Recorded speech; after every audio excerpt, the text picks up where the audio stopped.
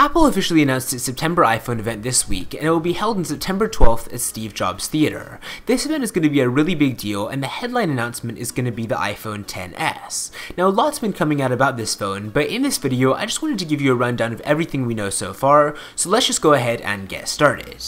Only this week were we actually able to confirm that the 2018 iPhone will in fact be called the iPhone XS, pronounced that way, and a Bloomberg report actually suggested that Apple is contemplating dropping the plus tag from this year's iPhone XS as well, which would mean that Apple is taking more of like an iPad-like approach to naming with the iPhone XS, having two screen sizes under a single brand name.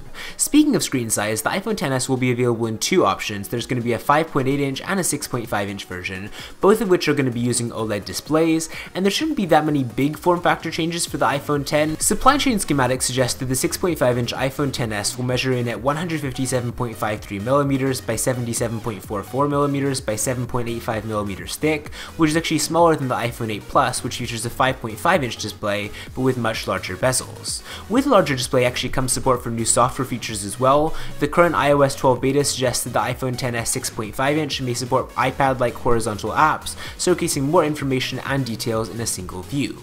Now, when it comes to performance, both models of the iPhone XS are expected to feature Apple's A12 processor, which serves as the successor to the current A11 Bionic. This is the first Apple processor to be built on a 7nm design, allowing for speed improvements inside a smaller and more efficient package, and I'm really hoping that the battery life will see some improvement as well. Performance is expected to be a big push with this year's iPhone XS. A report this week indicated that Apple has focused heavily on making improvements to iPhone performance this year, and leaked benchmarks suggest a bump to 4GB of RAM compared to the iPhone X's 3GB. The camera is also expected to see a lot of improvements. Apple could be making the jump to a 3-lens system this year, although that maybe is probably more likely to come in 2019 or beyond, but the iPhone XS will feature significant camera improvements, with camera upgrades and performance being the main changes this year.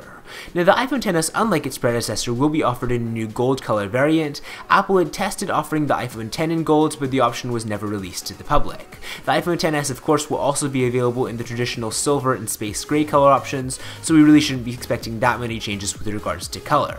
Now, some other minor improvements. The 2018 iPhone is expected to be available in a dual SIM configuration in at least some regions around the world. We don't know which countries we should expect to see this in yet, but dual SIM support will allow iPhone users to more easily switch carriers when traveling, and reports have also suggested that Apple will stop including the Lightning to 3.5mm adapter with iPhone purchases this year. The company has included the adapter with every model since the iPhone 7, but with wireless becoming more of a thing, that might change this year. It is very likely that Apple will be bundling USB-C charging cables with this year's iPhone XS though, which would mean that you'd be getting a USB-C charging block and a USB-C to Lightning cable with the purchase of your new phone. With regards to price, the iPhone XS with a 5.8-inch display is expected to start at $900 this year, which is actually down for the iPhone X starting price of $1,000, and then keeping with past Plus trends, the 6.5-inch model is expected to start at $1,000.